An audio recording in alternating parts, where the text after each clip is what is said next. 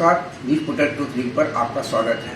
Super 30 के जनक और बिहार के पूर्व पुलिस महानिदेशक अभ्यानंद रविवार को अपने पुत्र के साथ गुड़गांव में थे। अचानक उन्हें आईआईटी दिल्ली के छात्रों की याद आ गई जो सुपर 30 थे।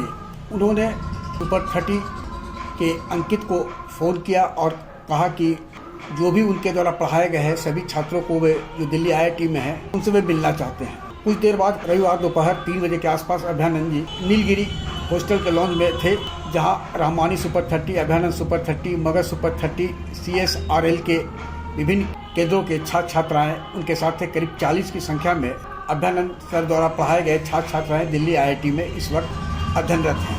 अभ्यानंद सर बताते हैं कि उनके पास कोई एजेंडा नहीं था जिस पर वे बात करें, लेकिन जब बच्चे वहाँ एकत्रित हुए लॉन्ज में तो कई छात्रों में एक छात्र काफ़ी असंतुष्ट नजर आ रहा था। वह जीवन में कुछ और अधिक करने के लिए उधेड़-बुन में था, उसे परामर्श की आवश्यकता थी। उन्होंने उसके साथ बात की, कुछ और अधिक प्रासंगिक और उपयोगी की तलाश कर रहा था।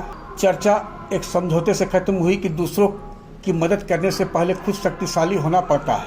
अभ्यानंद सर ने बच्चों से पूछा कि सुपर 30 ने उनके जीवन में क्या प्रभाव डाला है। बहुमत का जवाब था जो छात्रों में कि असम जैसे क्षेत्रों में जो शैक्षिक रूप से पिछड़ा रह चुका है उसमें पहले से ही चीज़ें ऊपर की जा रही है। इसने बिहार के नक्सल प्रभावित क्षेत्रों की तस्वीर बदल दी है। उन्होंने यह बात स्वीकारा कि उन्हें यह एहसास हुआ है कि विश्वास में भूल गया था कि केवल राज का हथियार ही उग्रवाद का जवाब था।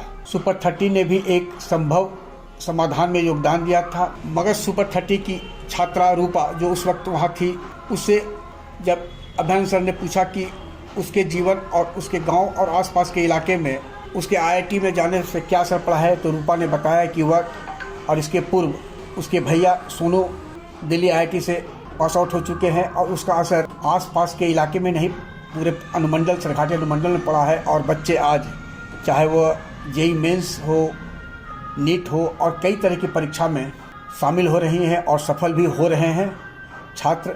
जहाँ तक अल्पसंख्यक समुदाय पर इसका क्या असर हुआ, इस पर रहमानी सुपर 30 के कई छात्रों ने बताया कि उन्हें आज अपने आप पर विश्वास है कि वे उतने ही अच्छे हैं जितना दूसरे हैं और वे समाज के लिए भी कुछ करेंगे। CSRL के जोधपुर केंद्र संख्या से आए छात्रों ने भी इस संबंध में बात किया और कहा कि उचित समय पर वे अपने तरीके से समाज को वापस जो उन पर ऋण है उसे लौटाएंगे। छात्रों ने अभ्यानंद सर को बताया कि वे जानना चाहते हैं कि एक पुलिस के रूप में अपने अनुभव के बारे में वे बताएं।